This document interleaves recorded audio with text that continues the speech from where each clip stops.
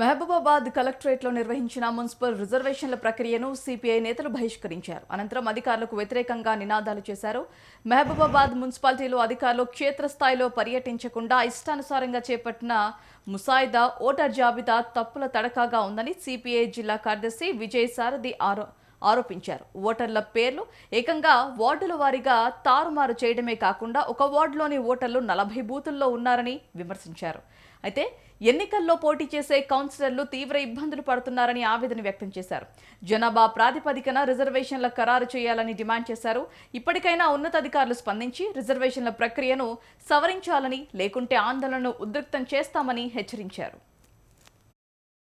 జనాభా ప్రకటించకుండానే ఎన్నికల ప్రక్రియ చేస్తున్నటువంటి అధికారుల చర్యలు, అధికారుల వైఖరి, నిర్ణయాలు తీసుకుంటున్న అధికారుల వైఖరి, రిపోర్ట్ తోటి నిర్ణయాలు తీసుకుంటున్న అధికారుల వైఖరి, ఎస్సీ జనాభా విస్తరించి నిర్ణయాలు తీసుకుంటున్న అధికారుల వైఖరి, ఎన్నికల ప్రక్రియ మున్సిపల్ ఎన్నికలకు సంబంధించి మహబూబాబాద్ మున్సిపాలిటీలో అనేక అవకతవకలు జరిగాయి.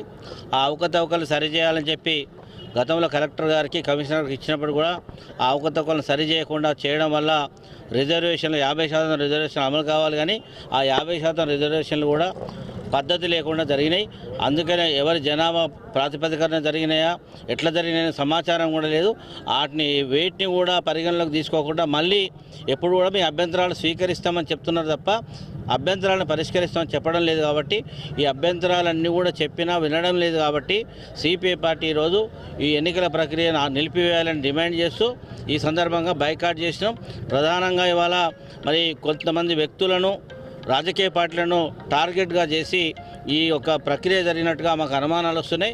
కారణం ఏంటంటే ఇది 36 వార్డులలో 14 వార్డులు జనరల్ అవతల అయినాయి. అందులో మహిళలు కూడా ఉండొచ్చు, కానీ యువతల కేవలం 4 మాత్రమే జనరల్ అయినాయి. కాబట్టి ఇవన్నీ చూస్తే ఒక హననం జరిగినట్టుగా రాజకీయ పార్టీల యొక్క గొంతులు కోయడానికి, సమర్థవంతమైన నాయకత్వం గొంతులు కోయడానికి ఈ ప్రయత్నం జరిగినట్టు భావిస్తాను. మేము బైకాట్ చేస్తా ఉన్నాం.